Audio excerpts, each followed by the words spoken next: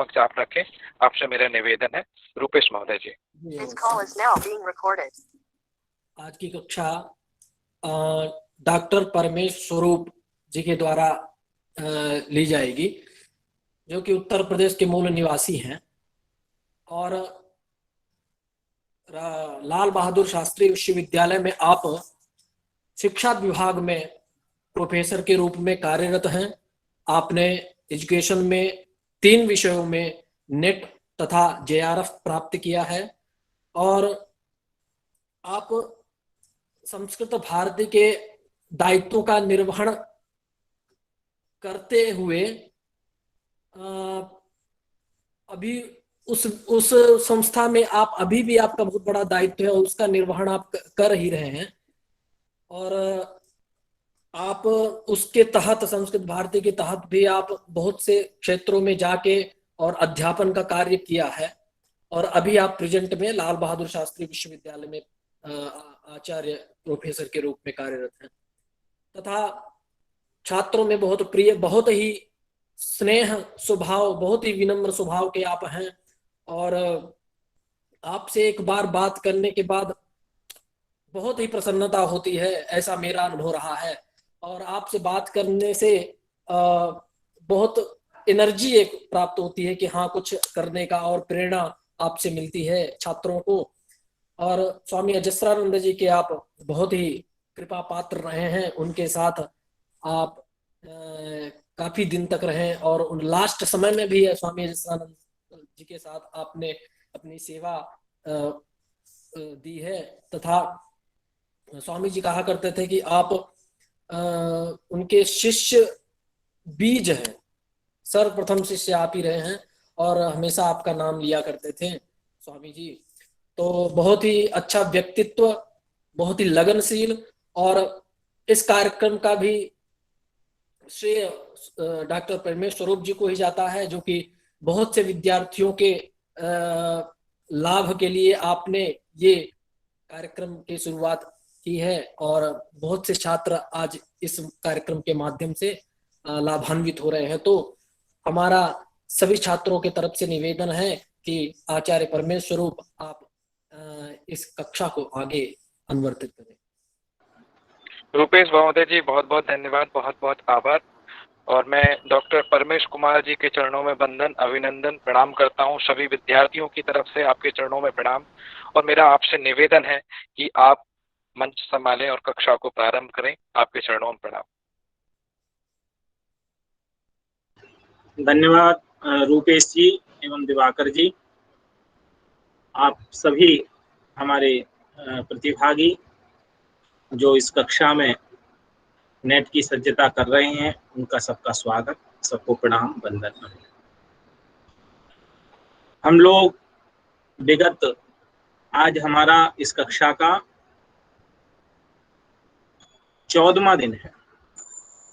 हम विगत 14 दिनों से कक्षाएं कर रहे हैं, बीच में एक छुट्टी हुई है, उसके अलावा 15 दिन वैसे हो गए और इस तरह से ये 14वां दिन।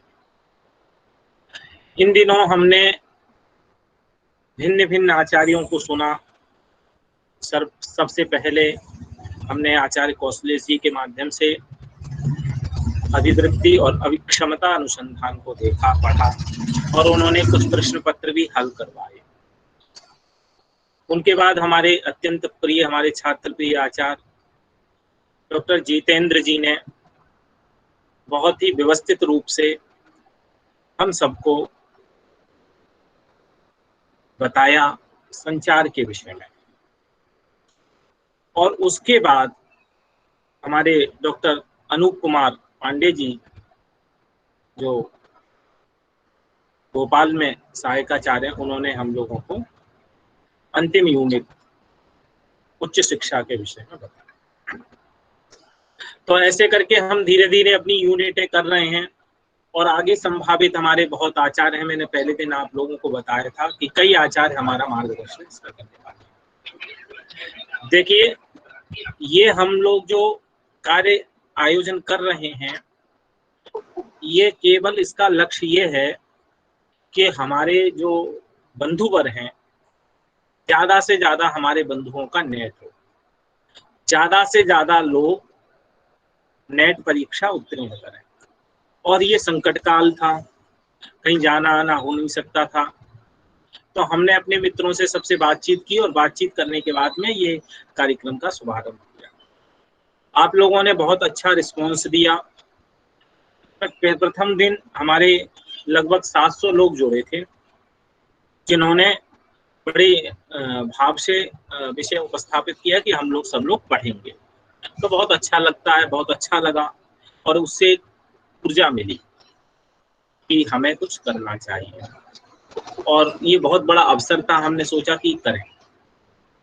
तो अब हम लोग केवल ये कक्षा आपको जहाँ ज्ञान की दृष्टि से, वहां पर एक उपकारात्मक दृष्टि से हम सोचते हैं कि आप सब लोग योग्य हैं, लेकिन व्यवस्थित मार्गदर्शन के अभाव में हमारा नेट नहीं हो पाता है, क्योंकि हमारा कई बार व्यवस्थित मार्गदर्शन नहीं हो पाता। तो मैं यहाँ पर 2-3 चीजें आपसे चर्चा करूंगा और कुछ फिर प्रश्न हम हल करेंगे लास्ट में। उसमें पहला विषय ये है मेरा कि जब भी आपको नेट करना है तो नेट से संदर्भित आपको सबसे पहले मूल बेसिक जानकारी होनी चाहिए कि इसका पाठ्यक्रम क्या है और हमको पाठ्यक्रम के साथ साथ कितनी अर्हता चाहिए। यदि व्यवस्थित योजनाबद्ध आपकी तैयारी है, आपको ये ध्यान में आ गया कि मेरी तैयारी इस पत्र में इतनी चाहिए, इस पत्र में इतना करने से मेरी उत्तीर्णता संभव है, तो हमें उतनी ही तैयारी करनी चाहिए। जैसे कि पहले पेपर के बारे में हम लोग परंपरा से पढ़े, लेकिन उस समय लिखित परीक्षा हुआ करती थी, तो लिखित परीक्षा हुआ करती थी और समस्या पहले पेपर में हुआ करती थी। संस्कृत वालों के साथ में सबसे बड़ी समस्या है कि पहला पेपर उनके अधिकार में नहीं रहता और दूसरे तीसरे पेपर तो वो बहुत अच्छे कर लेते हैं। अब तो 2 ही पेपर हैं, तो दूसरा पेपर उनका बहुत अच्छा जाता है। पहले पेपर में उन्हें समस्या होती थी, मेरी भी बहुत समस्या थी कि पहला पेपर कैसे हो, पहला पेपर कैसे करें। लेकिन उस समय नियम हुआ करता था कि 50 प्रश्न में से हमको 40% नंबर लाने हैं, तो उसमें 40% का मतलब होता था कि 20 प्रश्न हमको सही कर लिए हमने पहले पेपर में, तो हम उत्तीर्ण हो जाएंगे। तो यहाँ समझने का विषय आपको और हमको सबको ये है कि पहले पेपर में हमें पास मार्किंग लाना अनिवार्य है, जिससे हमारी दूसरी कॉपी चेक हो। आजकल वो नियम हट गया है। आजकल नियम है कि पहला और दूसरा दोनों को मिलके नेट देता है। पहले पेपर में पहले क्या होता था कि पहले पेपर को जोड़ते नहीं थे, पहला पेपर था केवल पास मार्किंग। आप पास हो गए तो दूसरे पेपर से आपको जेआरएफ नेट मिलता था। लेकिन अब नियम दूसरा है थोड़ा। अब नियम ये है कि आपका पहला पेपर प्लस दूसरा पेपर मिलके आप आगे बढ़ेंगे, दोनों में उत्तीर्णता अनिवार्य है। मान लीजिए आप पहले में उत्तीर्णांक नहीं प्राप्त कर पाए और दूसरे में आपने 100% अंक ले आए, मानी 200 में 200 आप प्रश्न सही कर गए, तो आपको पास नहीं माना जाएगा, क्योंकि पहले में आप अनुत्तीर्ण हैं। तो कहने का, लेकिन पहले में आप उत्तीर्ण हैं और दूसरे पेपर में भी आपने अच्छा कर लिया, मानी दूसरा पेपर भी आपका अच्छा हो गया और दूसरे में 100% आ गई, तो पास मार्किंग जितने भी छात्र हैं संस्कृत में, और मेरिट सबकी अलग अलग बनती है, तो संस्कृत में कितने पास मार्किंग छात्र हैं ये देखना पड़ेगा। उनमें आपका यदि मेरिट में आ गया, पहले में आपकी पास मार्किंग है, चिंता नहीं है, लेकिन दूसरे में 100% है, तो मिलके परसेंटेज बनके आप लगभग 70-80% पहुंच गए, क्योंकि दूसरे में 100 है, मतलब संस्कृत आपकी इतनी पुष्ट है कि वहां आपने 100% कर लिया। तो आप कैसे, क्या होगा आपके साथ में, आप नेट या जेआरएफ जो भी कैटेगरी, जहां भी जो भी मेरिट बनी होगी, यदि जेआरएफ की मेरिट में आएंगे तो जेआरएफ प्राप्त कर लेंगे, यदि नेट की स्थिति में आएंगे तो नेट प्राप्त कर लेंगे। ये स्थिति आपके साथ बनेगी। लेकिन आपने दूसरे में पास मार्किंग प्राप्त की और पहले में बहुत सारे अच्छे अंक प्राप्त कर लिए आपने, पहला पेपर की तैयारी आपकी बहुत पुष्ट है, तब भी आप मेरिट में फंस गए तो आप पास कहलाएंगे। लेकिन विषय यहाँ पर समझने का ये है हमको कि पास अनिवार्य होना है दोनों पेपर में। तो आपको ये ध्यान रखना है कि आपको इतनी तैयारी करनी चाहिए कि आप दोनों पत्रों में पास हो, और आपकी योजना इतनी अच्छी हो। यदि मैं 100% दूसरे पेपर में करने की मेरी सामर्थ्य है तो पहले पेपर में थोड़ी कम तैयारी भी चलेगी, पर क्योंकि मैं इसलिए ये बात कह रहा हूं कि आपसे ज्यादा आपके विषय में कोई नहीं जानता कि आपको कितना ज्यादा आता है। तो आपने वहीं अपनी ऊर्जा खत्म करनी है जहां पर आप ज्यादा अच्छा कर सकते हैं। जैसे पहले पेपर में कुछ चीजें जो है बहुत कॉमन और बहुत अच्छी होती हैं, सरल होती हैं, उन सरल चीजों को आपको देखना है, पहला विषय।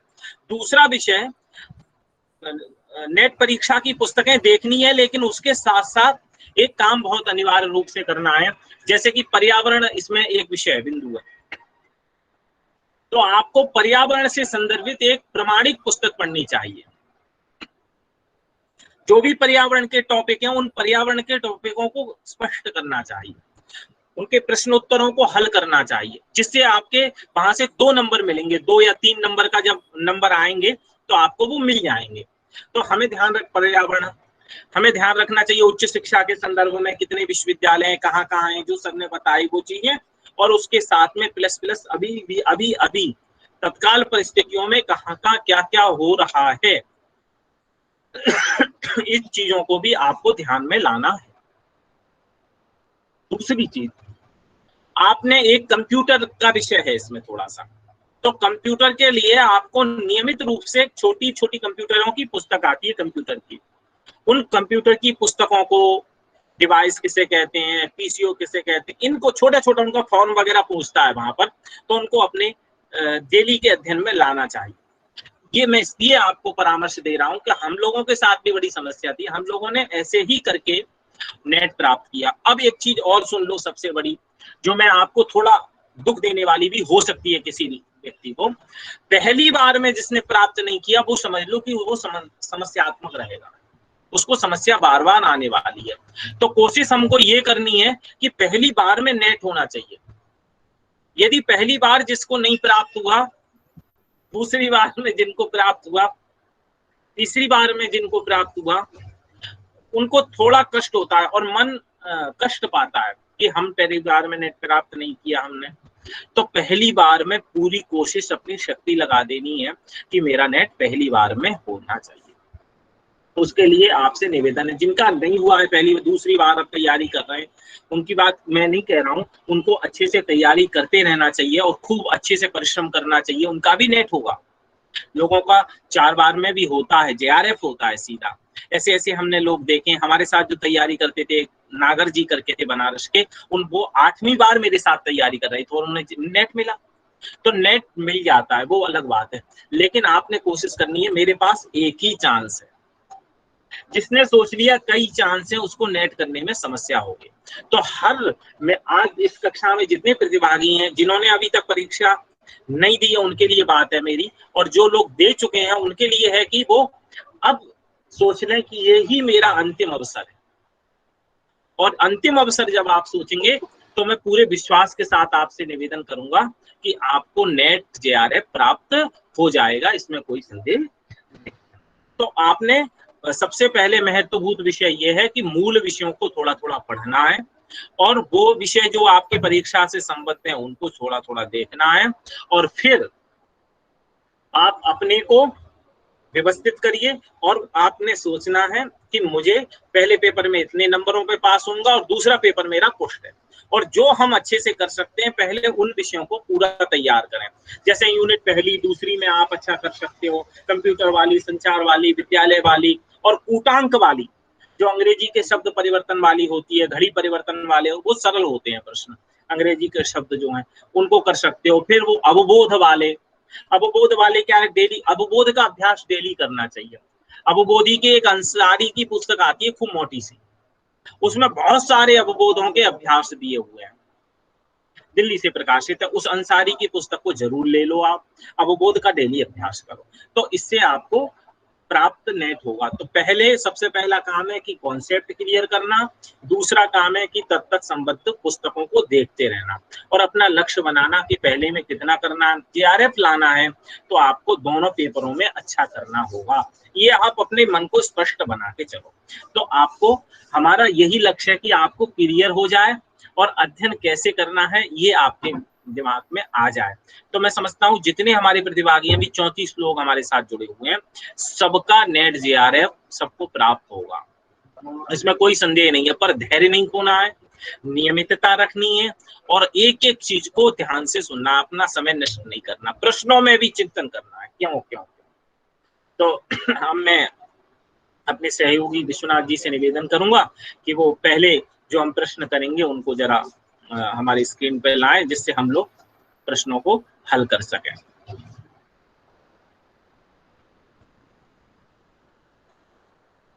देखिए इनमें मैंने चिन्ह भी लगे हुए हैं आपको।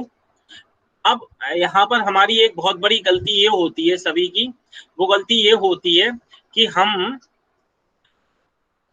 अंसारी जी लेखक हैं, अंसारी जिन्होंने अबुबोध पर बहुत सारा प्रश्न रखा है, तो वो पुस्तक आप नोट कर लें, किसी ने पूछा है, अंसारी जी, हाँ, उन्होंने उसमें बहुत सारे प्रश्नों को लिख के डाला है और उनका एक संग्रह है पुस्तक का, तो वो आप ले लेंगे। अब देखिए यहाँ पर पहला प्रश्न है, सबके उत्तर हैं। हम लोग एक गलती करते हैं जल्दबाजी में, वहां प्रश्न रहता है नहीं और हम देखते हैं पहला ही पढ़ते हैं और जल्दी में निशान लगा देते हैं, प्रतीक्षा नहीं करते। तो मेरा निवेदन आपसे ये है कि आप पहले प्रतीक्षा जरूर करें, पूरे उत्तर पढ़ें, 4 विकल्प पढ़ें, क्योंकि सबसे समीपस्थ विकल्प वहां पर चयनित करना है। 2 उत्तर भी हो सकते हैं, 3 भी हो सकते हैं, 1 भी हो सकता है। तो अंतिम तक जाएं और पहले प्रश्न में हाँ या नहीं दोनों को ध्यान से पढ़ें। इससे 2-4 प्रश्न हमेशा हमारे खराब होते हैं, तो वो 2-4 प्रश्न ही हमारे निर्णायक होते हैं। 70% सब लोग सही कर जाते हैं, लेकिन 2-4 प्रश्न खराब होने से वो रह जाते हैं, उनको दुख होता है कि हम रह गए। तो आपसे निवेदन है कि पहले प्रश्न पूरा पढ़ें। देखिए इसमें देखिए क्या है, निम्न कौन सा माध्यम मौखिक संचार नहीं है। प्रश्न आपको देखो स्पष्ट हो गया। उसमें देखिए रेडियो प्रसारण, सम्मेलन, साक्षात्कार और प्रश्नावली। तो देखिए स्पष्ट है। अब यहाँ पर आपने नहीं ध्यान में नहीं लाए हम पढ़ते समय, तो क्या होगा, हमारी इस प्रश्न में गलती हो जाएगी, मौखिक संचार है हो जाएगा। और फिर हमने जल्दी में रहते हैं हम, कई बार वहां गलती कर देते हैं, तब रेडियो प्रसारण हम लगाएं। तो ये मैंने इसलिए कह रहा हूं कि हमसे ये गलती ना हो और हम सब लोग। और एक चीज और बता दूं, बहुत अच्छी बात बता दूं, हमारे चांद्र सलूजा जी कहते हैं, हमेशा कहते हैं वो, कि उत्तर जो है वो प्रश्न में ही होता है, उत्तर प्रश्न में ही होता है। इसलिए आपको हमेशा क्या करना चाहिए कि प्रश्न पूछने वाला क्या पूछना चाह रहा है यह सोचना चाहिए। यदि प्रश्न पूछने वाले के मन को आपने समझ लिया तो मेरा मानना है कि एक भी प्रश्न आपका गलत नहीं होगा, एक भी उत्तर आप गलत नहीं करेंगे, सब प्रश्न सही जाएंगे।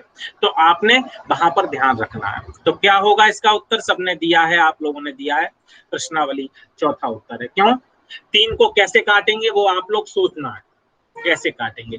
तो अब एक चीज और इसमें मैं बता दूं कि जब भी प्रश्न आप करें तो दूसरे क्यों नहीं होंगे ये भी आपको सोचना, दूसरे क्यों नहीं होंगे ये चीज भी आपके ध्यान में आएगी, तो आपको भविष्य में परिलाभ मिलेगा। दूसरा प्रश्न है, निम्न में कौन सा लिखित संचार नहीं है। इनमें से लिखित संचार कौन नहीं है, तो टेलीफैक्स, दूसरा है चार्ट, तीसरा है ईमेल और चौथा है घोषणाएं। तो लिखित संचार नहीं है। देखिए आप कितना स्पष्ट है, लेकिन यहाँ पर वही मैंने आपको गलती बताई, सबने उत्तर लिखा बिल्कुल सही, सबके उत्तर है। क्या है उत्तर, घोषणाएं, क्योंकि ये क्या है, लिखित संचार नहीं है। कैसा संचार है, आप देखो कितना प्रश्न, ये नेट के इसी स्तर के प्रश्न होते हैं, आप देख लो मैं केवल आपको दिखाना चाह रहा हूं, बाकी आप सब लोग विद्वान हैं। थोड़ी कोशिश, थोड़ा श्रम और थोड़ा मन, अपने को कमजोर नहीं मानना। हम लोगों ने नेट किया, हम लोग कितने कमजोर थे, हमको हमारा नेट हुआ, पहली बार हमने नेट किया, 5 बार नेट हुआ, छठी बार में JRF आया, तो आपका भी आएगा, बार बार नेट आए और आपके पहली बार में JRF आए। तो उसी में प्रश्न का उत्तर है, देखो घोषणा है, टेलीफैक्स लिखित संचार है। यहाँ क्या पूछ रहा है? नहीं है। हम यहाँ नहीं है यदि छोड़ जाता है, कई बार जल्दी में रहते हैं तो गलत होता है। ठीक है, तो आपने क्या है इसका उत्तर? लिखित संचार नहीं है तो घोषणा है। कैसा संचार है? घोषणा है। अब देखिए प्रश्न है आपका, शाब्दिक संचार के कितने प्रकार हैं? शाब्दिक संचार के कितने प्रकार हैं? सर ने बताए थे, जितेंद्र सर ने, 2 प्रकार हैं, 5 प्रकार हैं, 10 प्रकार हैं या 3 प्रकार हैं? तो कितने प्रकार हैं बताएं? आप उत्तर आपके आ गए। कई लोग उत्तर 3 लिख रहे हैं, कई लोग 2 लिख रहे हैं। तो कितने हैं? 2 प्रकार हैं। कौन कौन से हैं बताएं? शाब्दिक संचार के कितने प्रकार हैं? तो कौन कौन से प्रकार हैं? 2। आपने उस दिन देखा था, कौन कौन से 2 प्रकार हैं? शाब्दिक संचार के, कौन बताएगा शाब्दिक संचार के कौन कौन से 2 प्रकार हैं? शाब्दिक संचार के 2 प्रकार, बताओ कौन बताएगा? लिखित और मौखिक गुरुजी। हाँ, संचार के 2 प्रकार कौन कौन? लिखित और मौखिक, क्योंकि ये दोनों ही कैसे हैं?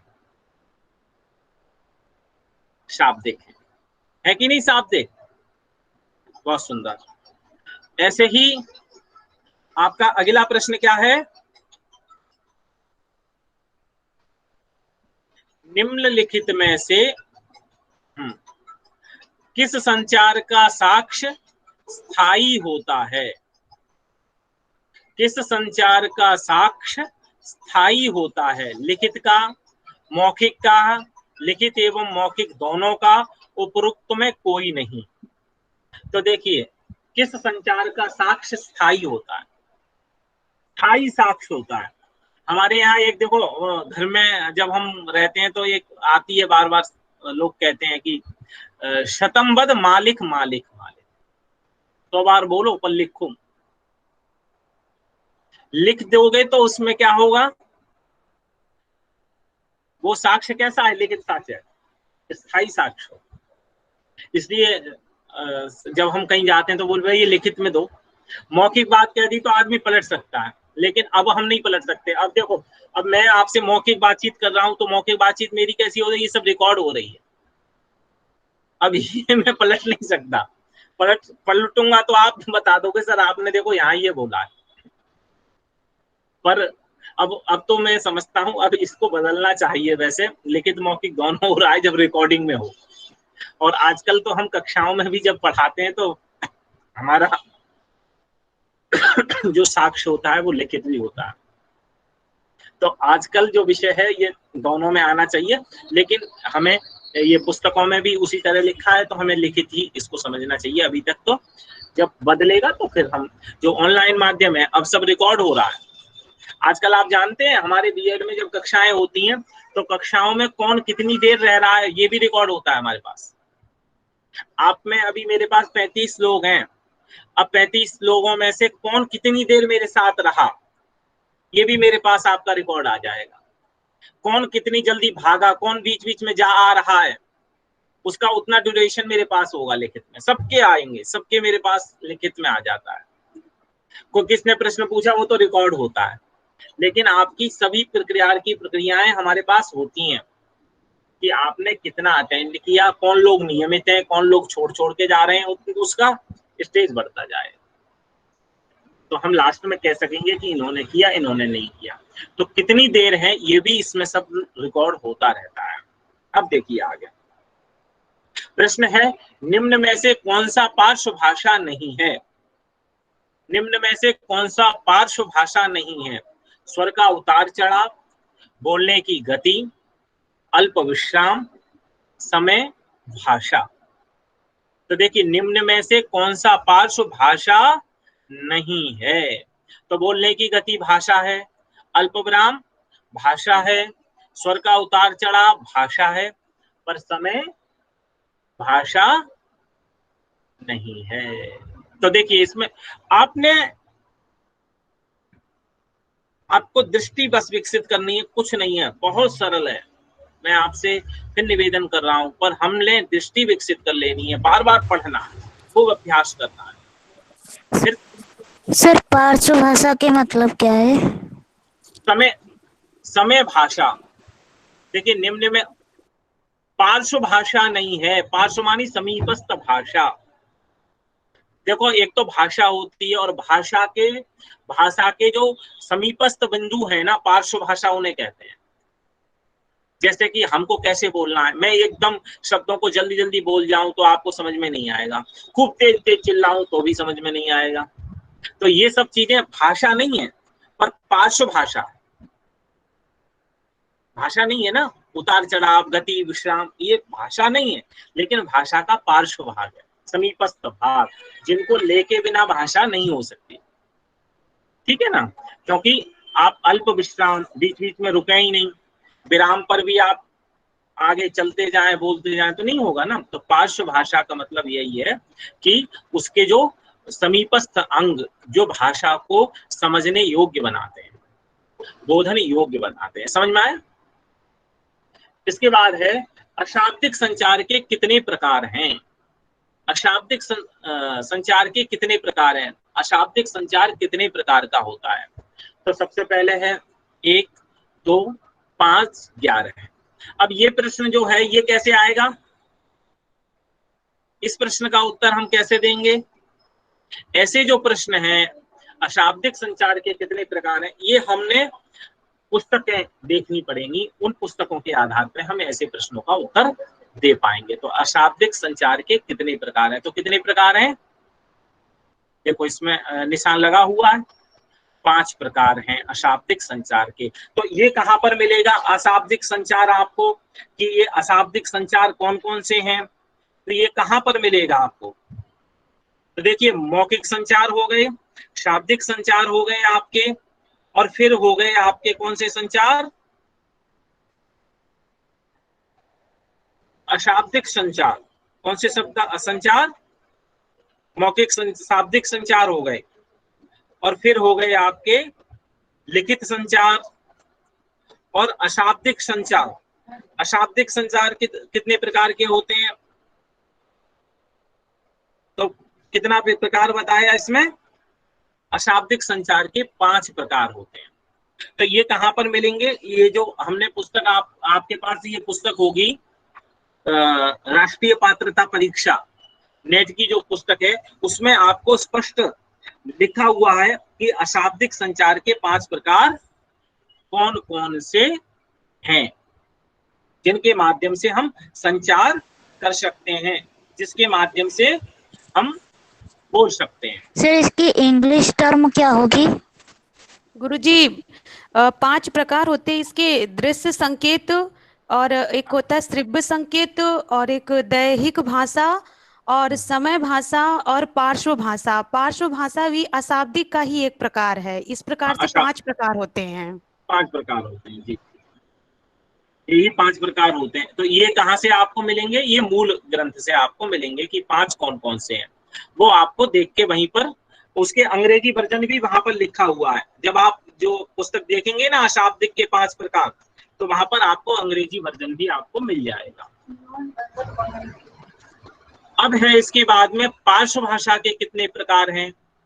तो पार्श्व भाषा के कितने प्रकार हैं? 3 प्रकार हैं पार्श्व भाषा। तो पार्श्व भाषा के 3 प्रकार कौन कौन से थे? अभी आपने ऊपर देख लिए, स्वर का उतार चढ़ाव, बोलने की गति, अल्प विश्राम। तो ये पार्श्व भाषा वहां पर आई थी ना अभी ऊपर, तो उसके ये 3 प्रकार आपको आप कर सकते हैं। अब इसके बाद में है निम्न निम्न में से कौन सा अशाब्दिक संचार नहीं है?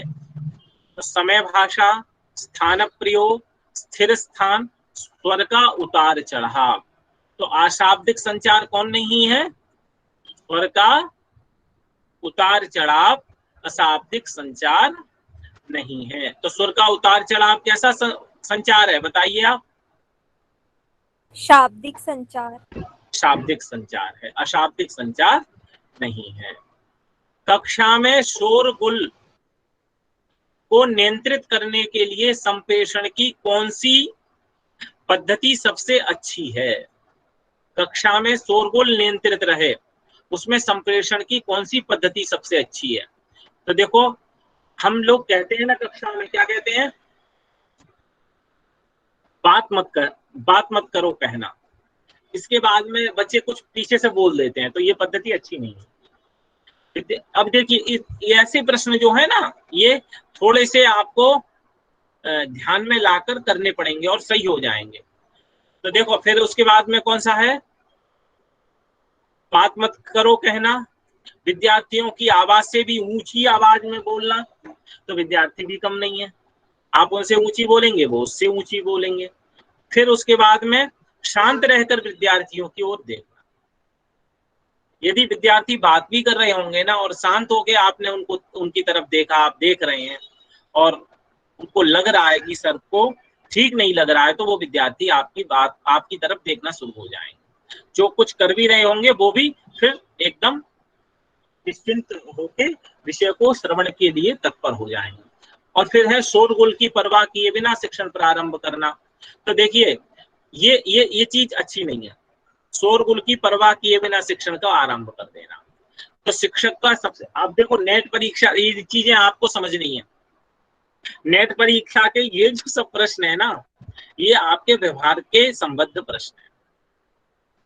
व्यवहार, आप सोचो कि मैं शिक्षक बनूंगा तो क्या करूंगा, शिक्षक में कैसा होगा, और जब मुझे जो अच्छा आपको लगेगा ना, सबसे अच्छा लगेगा, वही उसका उत्तर होगा। ये भी है, मतलब मेरा अनुभव रहता है, कई बार प्रश्न जब गलत हुए थे, हम लोगों के होते थे, अभी भी होते हैं, तो उसमें यही ध्यान में आता है कि वही प्रश्न गलत होते हैं जहां पर दो उत्तर हमारे मन में आ जाते हैं कि ये, और फिर हम एक को सही करते हैं और एक को हम गलत करते हैं। तो देखिए, ये चीज हमको थोड़ा ध्यान रखना है। फिर है विद्यार्थियों तक अपने विचारों को संप्रेषित करने में शिक्षक की असफलता से संभव है। कक्षा में अनुशासनहीनता, पढ़ाए जा रहे विषयों में विद्यार्थियों की रुचि में गिरावट, कक्षा में अनुपस्थित विद्यार्थियों की संख्या में वृद्धि, उपरोक्त सभी। विद्यार्थियों तक अपने विचारों को संप्रेषित करने में शिक्षक की असफलता से संभव है। क्या क्या असफलता से संभव है? कक्षा में अनुशासनहीनता, मान लो कक्षा में अनुशासनहीनता हो रही है, तो उसके कारण विद्यार्थी कम है, हम ज्यादा है। हम इसलिए ज्यादा है क्योंकि हम उनको संतुष्ट नहीं कर पा रहे हैं। हमसे विद्यार्थी यदि ठीक रहेंगे, संतुष्ट रहेंगे, तो फिर वो कक्षा में अनुशासनहीनता नहीं करेंगे। विद्यार्थी, यदि शिक्षक सही से अपने विषय को कर रहा है, उनके साथ विषय पर चर्चा हो रही है, और शिक्षक, तो विद्यार्थी भी समझदार होता है। विद्यार्थी समझता है, सर अब असहज महसूस कर रहे हैं, सर को ये विषय नहीं आता है और हमने पूछ लिया, सर को इसमें तैयारी नहीं है, तो बच्चों को समझ में आता है। और बच्चों को ये भी समझ में आता है कि सर कोशिश कर रहे हैं, को नहीं आ रहा है लेकिन वो प्रयत्न तो कर रहे हैं। शस्त्र डालने से अच्छा है कि शस्त्र खड़े रह के अपने आप को प्राणाघात करवा लेना। तो भागना, न दैन्यम न पलायनम, अर्जुन कहते हैं ना, कृष्ण कहते हैं ना अर्जुन से कि न दैन्यम न पलायनम, न भागिए और न दैन्य प्रदर्शित करिए। तो आप कम से कम खड़े तो हैं, तो वो बच्चा समझता है। पर शिक्षक की असफलता से संभव क्या होगा? ये शिक्षक असफल है तो कक्षा में अनुशासनहीनता हो, पढ़ाई जा रहे विद्यार्थियों की रुचि में गिरावट हो गई, कक्षा में अनुपस्थित विद्यार्थियों की संख्या में वृद्धि हो जाएगी। क्यों? कारण क्या है उसका? क्योंकि वो विषय सही से चल नहीं पा रहा है। तो ये सभी कारण है। संचार पक्ष का कौन सा समूह कक्षा में संचार की प्रक्रिया को खंडित नहीं करता?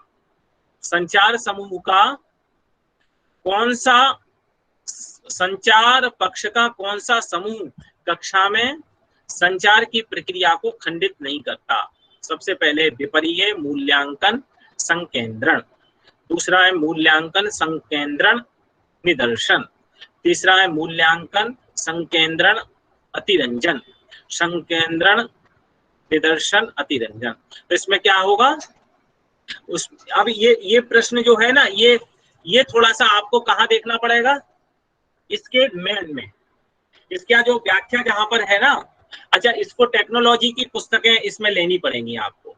एक मंगल की पुस्तक है, एसके मंगल की पुस्तक है, उसकी 2 पुस्तकें हैं, आप लिख लो। ये पुस्तकें सबको काम आती है, शिक्षा वालों को भी और इनको भी, अपने संस्कृत वालों को भी। तो एसके मंगल की जो है वो पुस्तक आप ले लेंगे ना, संचार वाली, मतलब टेक्नोलॉजी वाली, तो इससे आपका बहुत सारा प्रश्न लगभग वहां से आते हैं, एसके मंगल की पुस्तक से।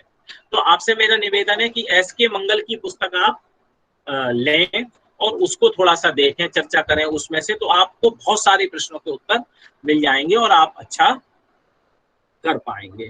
ठीक है ना। तो ये चीज, ये वाला प्रश्न आपको कहाँ देखना पड़ेगा, पहले इसका थोड़ा अध्ययन करेंगे तभी आपको ये प्रश्न सही से होगा, क्योंकि इनमें अंतर क्या है। विपर्य मूल्यांकन संकेंद्रण, मूल्यांकन संकेंद्रण निदर्शन, इनमें अंतर क्या है। तो इसको अंतर समझने के लिए हमको थोड़ा सा बाहर पढ़ना पड़ेगा। और हाँ, एक चीज और ध्यान रखिएगा, कोई भी परीक्षा में प्रश्न कभी समान नहीं आएंगे, ध्यान रखिएगा। किसी भी परीक्षा में जो प्रश्न, 1-2 प्रश्न फंस जाए तो अलग बात है, हमने प्रश्न पढ़ रहे हैं, प्रश्न रट रहे हैं, उत्तर रटे, वो काम नहीं आएगा आपके काम क्या आएगा, आपको प्रश्न को उत्तर देने की जो प्रवृत्ति है और जो उसकी सामर्थ्यता है, वो आपके हमेशा काम करेगी।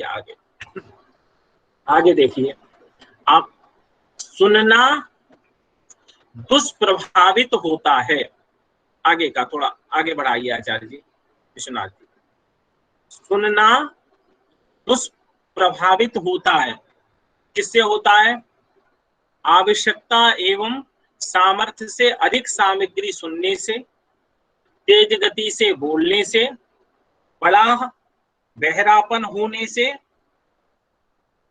और इन बताइए इनमें से क्या हो सकता है, और अंत में है उपयुक्त सभी। सुनना दुष्प्रभावित होता है, तो किससे होता है, सुनना दुष्प्रभावित होता है, उपरोक्त सभी। तो इसका उत्तर क्या होगा, सुनना दुष्प्रभावित किससे होगा, तो पहला क्या दिया आपका, आवश्यकता एवं सामर्थ्य से अधिक सामग्री के सुनने से। आपकी सामर्थ्य अधिक नहीं है। अभी आजकल देखिए क्या हो रहा है, आजकल सब इंटरनेट के माध्यम से पढ़ाई हो रही है, सब लोग इंटरनेट के माध्यम से पढ़ रहे हैं। अब एक बच्चा 10-10, 15-15 क्लास से कर रहा है सुबह से शाम तक, तो फिर क्या होगा कि उसको उतना हृदयंगम नहीं होगा। हमारी सामर्थ्य तो उतनी है ना जितना हम कर सकते हैं। तो बहुत सारा करने की अपेक्षा थोड़ा करना है, पर अच्छे से करना है। बनारस में जब हम लोग गए थे तो एक गुरुजी के पास हम पढ़ने पहुंचे, तो उन्होंने पूछा हमसे कि जल्दी विद्वान बनना चाहते हो कि देर में। गुरुजी की बात बता रहा हूँ, गुरुजी ने पूछा जल्दी विद्वान बनना चाहते हो। मैंने कहा था उनको पहले गुरुजी जल्दी जल्दी पढ़ा दीजिए। तो गुरुजी ने हमें पूछा, उनका प्रश्न था मेरे से कि जल्दी विद्वान बनना चाहते हो कि देर में। तो मैंने कहा गुरुजी जल्दी विद्वान बनना चाहते हैं। तो उन्होंने कहा था जल्दी विद्वान बनना चाहते हो तो थोड़ा थोड़ा पढ़ो, थोड़ा थोड़ा पढ़ो, पर 2 महीने में जो पढ़ो वो हृदयंगम कर लो, तैयार हो जाए, ऐसा रहे कि फिर आप कभी ना भूलो।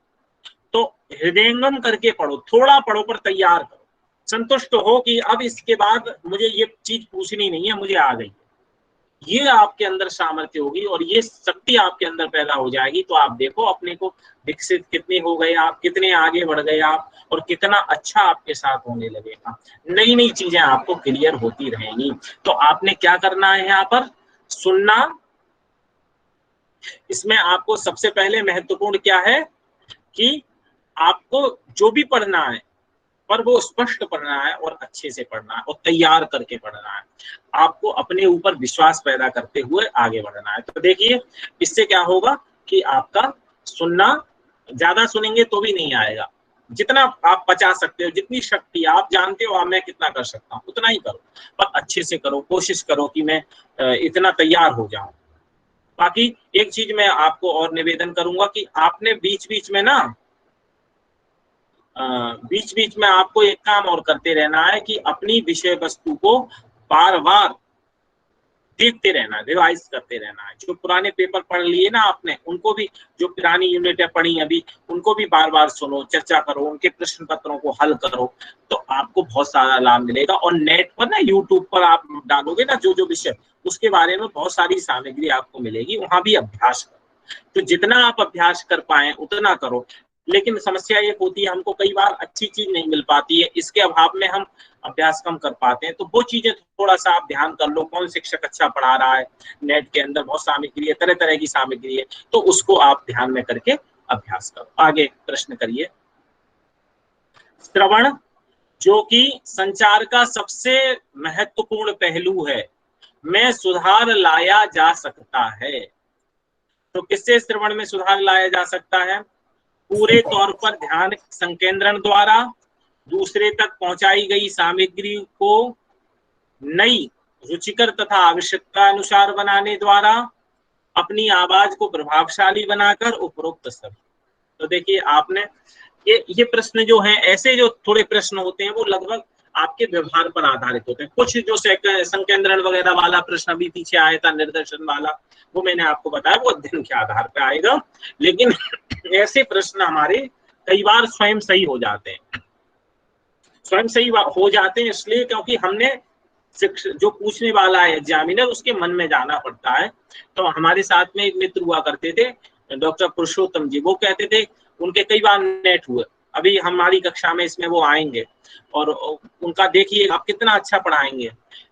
तो वो सर कहते थे कि हमें यदि परीक्षा उत्तीर्ण करनी है, नेट परीक्षा पास करनी है, तो हमें एग्जामिनर के मन में घुसना पड़ेगा। और घुस गए हम, वो क्या कह रहा है पूछना, उसका क्या कहना है, तो हम फिर परीक्षा उत्तीर्ण कर जाएंगे, कोई उसमें हमें कठिनता नहीं होगी। तो देखो इसमें क्या है, आवाज प्रभावी नहीं है, हम धीरे धीरे बोल रहे हैं, कोई सुन ही नहीं पा रहा है, तो भी हमारा नहीं हो। अब विषय नहीं आता तो भी नहीं होगा।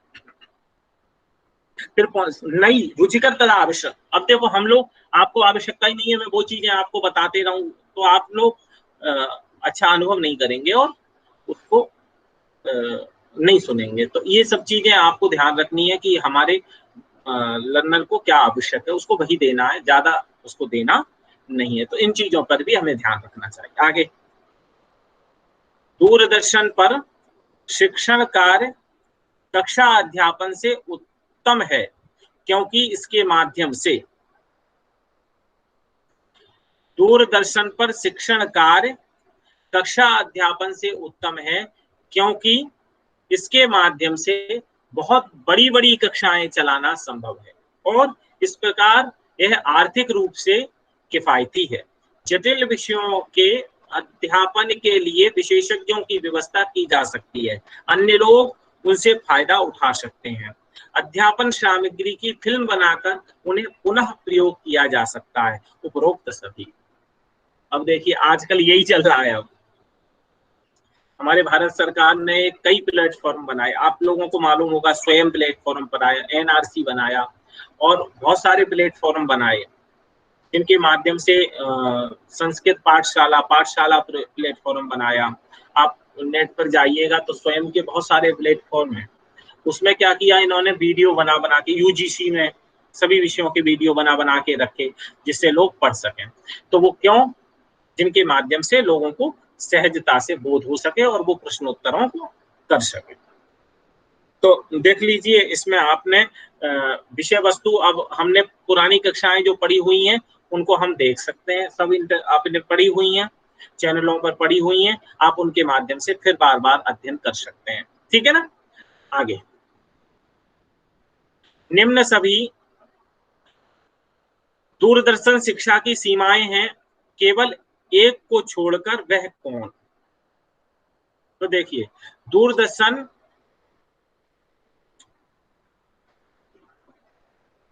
दूरदर्शन पर शिक्षण कार्य कक्षा अध्यापन से उत्तम है, नहीं, दूरदर्शन पर शिक्षा, ये हो गया, इससे नीचे वाला, हाँ। निम्न सभी दूरदर्शन शिक्षा की सीमाएं हैं, केवल एक को छोड़कर, वह कौन है? तो देखिए, दूरदर्शन एक निश्चित गति से आगे बढ़ते हैं और इस प्रकार से छात्रों के व्यक्तिगत बौद्धिक स्तर को ध्यान में नहीं रख पाते। इसमें अध्यापकों तथा छात्रों के बीच विचारों के आदान प्रदान का कोई मौका नहीं होता। यह अध्यापन सामग्री को भली भांति समझने के लिए छात्रों की उचित सहायता नहीं करते। कार्यक्रम की तैयारी तथा योजना बनाने में विशेषज्ञ बहुत अधिक समय लेते हैं। देखिए, ये सब चीजें केवल एक को छोड़कर कौन, तो कौन है? दूरदर्शन सीमा, निम्न सभी दूरदर्शन की सीमाएं हैं, केवल एक को छोड़कर। क्या है? यह अध्यापन सामग्री को भली भांति समझने के लिए छात्रों को उचित सहायता नहीं करते, पर ये करते हैं, ये अकेली नहीं है। बाकी देखिए, सब चीजों में उनको परिलाभ पहुंचाने की बात है। आगे चलिए।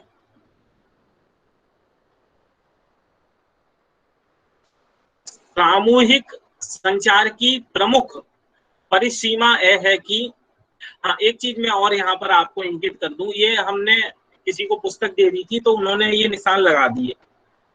बाकी आपसे मेरा निवेदन है, हमेशा आप जब अपनी पुस्तक में पढ़ेंगे ना, तो निशान कभी मत लगाइएगा। अब देखिए, निशान लगने से क्या हो रहा है? हमारी बुद्धि का विकास कम हो पा रहा है, हम अपना दिमाग कम लगा पा रहे हैं। नहीं तो आप लोग भी उत्तर लिखते तो आप भी दिमाग लगाते, फिर उसमें गलत होता तो हम थोड़ा चर्चा करते। अब इसमें क्या हो गया, पुस्तक में निशान लगे हुए हैं पहले, तो हम दिमाग नहीं लगा पा रहे, हमें दिख रहा है कि वही उत्तर है।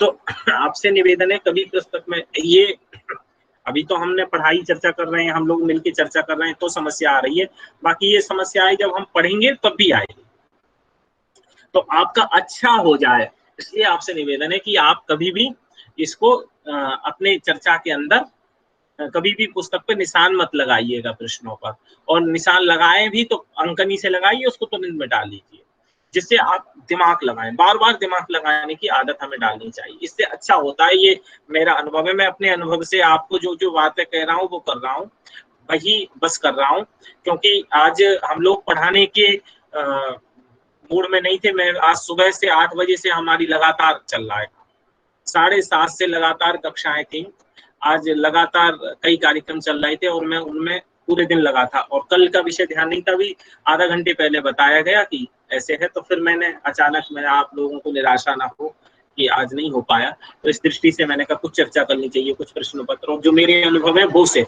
तो प्रश्न पत्र बहाना है, मैं अपने अनुभवों को आपके साथ चर्चा कर रहा हूँ, और फिर पढ़ने की दृष्टि से एक दिन हम आगे मिलेंगे। तो ये अंतिम प्रश्न हम इसको ले लेते हैं। सामूहिक संचार की प्रमुख परिसीमा यह है कि यह बहुत महंगा होता है, फीडबैक प्रणाली कमजोर होती है, संदेश प्रस्तुत करने के लिए अधिक समय की जरूरत होती है, सफलता ज्यादातर प्रस्तुतकर्ता पर निर्भर करती है। तो सामूहिक संचार की प्रमुख परिसीमा यह है कि क्या है? फीडबैक प्रणाली कमजोर होती है, फीडबैक प्रणाली कमजोर होती है।